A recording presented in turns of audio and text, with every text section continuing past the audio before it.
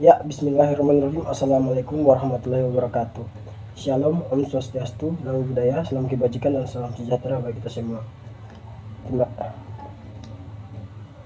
Salawat serta salam tak lupa pula kita aturkan kepada junjungan Nabi besar kita Nabi Muhammad SAW yang telah memperjuangkan agama Islam dari zaman kegelapan hingga zaman yang terang benderang seperti yang kita rasakan pada kesempatan kali ini. Mungkin pada kesempatan ini saya akan menjelaskan tentang pengertian landasan legal, kualifikasi, kompetensi, kegiatan profesional, dan pelaksanaan layanan. Mungkin untuk mempersingkat waktu langsung saja. Yang pertama yaitu landasan legal kode etik APKIN dalam kode kode etik APKIN atau Asosiasi Bimbingan Konseling Indonesia merupakan pedoman etis yang mengatur perilaku dan praktik profesional para konselor di Indonesia.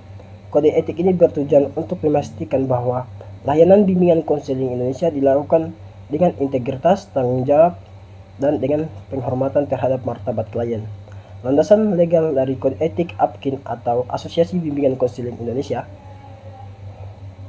didasarkan pada berbagai peraturan dan perundang-undangan Indonesia, termasuk Undang-Undang Nomor 20 Tahun 2003 tentang Sistem Pendidikan Nasional yang menggarisbawahi pentingnya bimbingan dan konseling dalam konteks pendidikan. Selain itu, Peraturan Menteri Pendidikan Nasional Nomor 27 Tahun 2008 tentang standar kualifikasi akademik dan kompetensi konselor menjadi acuan utama. Kode etik ini memberikan kerangka kerja yang jelas bagi para konselor untuk menjalankan tugas mereka secara profesional dan etis, melindungi hak dan kesejahteraan klien, serta meningkatkan kualitas layanan bimbingan dan konseling di Indonesia. Selain undang-undang dan peraturan yang telah disebutkan, kode etik APKIN juga mengacu pada prinsip dasar etika profesional seperti kerahasiaan, kejujuran, dan penghormatan terhadap ekonomi klien. Kerahasiaan menuntut konselor untuk menjaga informasi pribadi klien dengan sangat hati-hati dan tidak mengungkapkan tanpa persetujuan klien. Ya, mungkin kecuali dalam situasi tertentu yang diatur oleh hukum. Kejujuran mengharuskan konselor untuk bersikap jujur dalam semua interaksi profesional, termasuk memberikan informasi yang akurat, transparan kepada klien mengenai proses konseling dan hasil yang diharapkan. Penghormatan terhadap otonomi klien berarti konselor harus menghargai klien untuk membuat keputusan sendiri mengenai hidup mereka. Dengan konselor harus mendukung klien dalam proses pengambilan keputusan ini.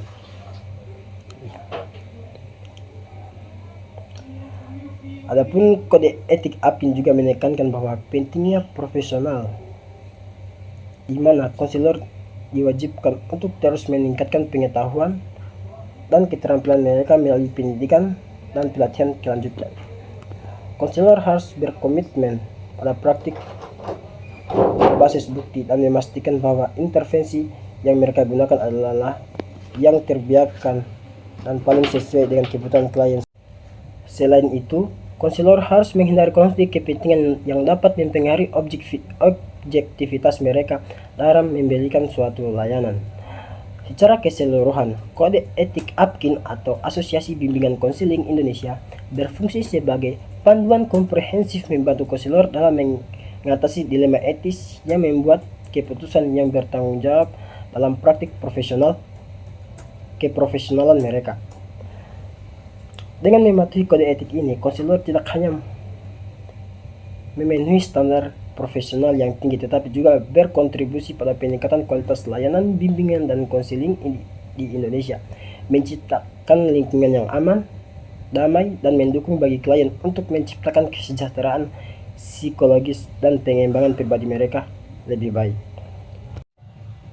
Ya, kita lanjut ke pembahasan kedua, yaitu kualifikasi dan kompetensi yang perlu dimiliki oleh konselor atau guru BK. Seorang konselor atau guru BK harus memiliki berbagai kualifikasi dan kompetensi untuk memberikan layanan yang efektif dan etis. Kualifikasi yang paling utama yaitu meliputi pendidikan formal dalam bimbingan dan konseling minimal pada tingkat sarjana atau S1 untuk konselor sekolah dan tingkat magister S2 untuk konselor profesional yang diperoleh dari program studi terakreditasi. Selain itu, konselor harus memiliki sertifikasi profesional dari badan yang diakui seperti APKIN atau Asosiasi Bimbingan dan Konseling Indonesia. Dengan pengalaman praktik melalui magang dan praktik lapangan kerja, kompetensi yang diperlukan untuk mencakup kompetensi personal seperti empati, keterampilan mendengarkan aktif, komunikasi yang efektif, dan kesadaran diri yang tinggi. Kompetensi profesional meliputi pengetahuan teoritis yang mendalam, keterampilan teknikal dalam berbagai teknik konseling, serta kemampuan evaluasi dan diagnosis masalah klien. Selain itu, konselor harus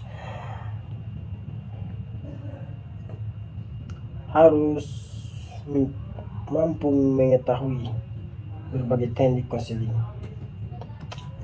Kompetensi profesional meliputi pengetahuan teoritis yang mendalam, keterampilan teknikal dalam berbagai teknik konseling, serta kemampuan evaluasi dan diagnosis masalah klien. Selain itu, konselor harus memiliki kompetensi yang etis, termasuk menjaga kerahasiaan informasi klien, pengambilan keputusan yang etis, dan menunjukkan profesionalisme dalam semua aspek pekerjaan. Kompetensi lintas budaya juga sangat penting, di mana konselor harus memahami dan sensitif terhadap perbedaan budaya serta mampu bekerja efektif dengan klien dari berbagai latar belakang budaya. Dengan memenuhi kualifikasi dan kompetensi ini, konselor dapat memberikan layanan bimbingan dan konseling yang mempunyai kualitas yang sangat tinggi dan dapat membantu klien mencapai kesejahteraan dan tujuan pribadi mereka. Ya, selanjutnya yaitu di bagian ketiga, yaitu kegiatan profesional dan pelaksanaan layanan bimbingan dan konseling. Kegiatan profesional dan pelaksanaan layanan bimbingan dan konseling melibatkan berbagai aktivitas yang dirancang untuk mendukung pengembangan pribadi, sosial, akademik, dan karakter klien. Seorang konselor melakukan asesmen kebutuhan untuk memahami masalah kebutuhan klien secara menyeluruh, menggunakan berbagai alat dan teknik seperti wawancara, mengobservasi, dan tes psikologis. Berdasarkan asesmen ini, konselor merancang dan melaksanakan rencana intervensi yang sesuai, yang dapat mencakup konseling individual, konseling kelompok, lokakarya keterampilan hidup, dan program pencegahan. Konselor juga memberikan konsultasi kepada guru, orang tua, dan pihak lain yang terlibat dalam kehidupan klien untuk memastikan pendekatan yang holistik dan kolaboratif. Selain itu, konselor berperan dalam pengembangan kurikulum yang mengintegrasikan aspek-aspek bimbingan dan konseling, serta menyediakan layanan informasi dan referensi terkait pendidikan, pekerjaan, dan sumber daya lain yang relevan sesuai zaman. Konselor harus selalu mematuhi kode etik profesional, yaitu menjaga kerahasiaan informasi klien dan melakukan evaluasi berkelanjutan terhadap efektivitas layanan yang diberikan, serta terus meningkatkan kompetensi mereka melalui pelatihan dan pendidikan yang berkelanjutan. Dengan demikian, layanan BK bertujuan untuk menciptakan lingkungan yang mendukung bagi klien untuk mengatasi tantangan mencapai potensi penuh mereka. Dalam melaksanakan kegiatan profesional dan layanan bimbingan konseling atau BK, konselor juga terlibat dalam pengembangan program yang komprehensif dan sistematis yang disesuaikan dengan kebutuhan populasi yang mereka layani, seperti siswa di sekolah, individu dalam organisasi, atau di masyarakat umum. Program ini seringkali mencakup komponen preventif dan kuratif yang dirancang untuk mencegah masalah sebelum terjadi dan mengatasi masalah yang sudah ada. Konselor bekerja sama dengan berbagai pemangku kepentingan seperti kepala sekolah, guru, orang tua, dan lembaga lain untuk menciptakan jaringan dan dukungan yang lebih kuat lagi untuk klien. Selain itu, konselor harus aktif dalam penelitian dan pengembangan metode baru dalam bimbingan dan konseling untuk mengadopsi pendekatan berbasis bukti untuk memastikan intervensi yang digunakan adalah yang paling efektif. Konselor juga menyediakan pelatihan dan pendidikan bagi guru dan staf sekolah untuk meningkatkan kapasitas mereka dalam mendukung kebutuhan emosional dan sosial siswa. Mereka seringkali memfasilitasi pertemuan dan workshop untuk mengembangkan keterampilan komunikasi, resolusi konflik, dan strategi pengelolaan stres. Dalam konteks sekolah, konselor juga memainkan peran penting dalam pengembangan dan pengimplementasian program anti-bullying dan kampanye kesabaran tentang kesehatan mental. Mereka juga memberikan dukungan khusus kepada siswa dengan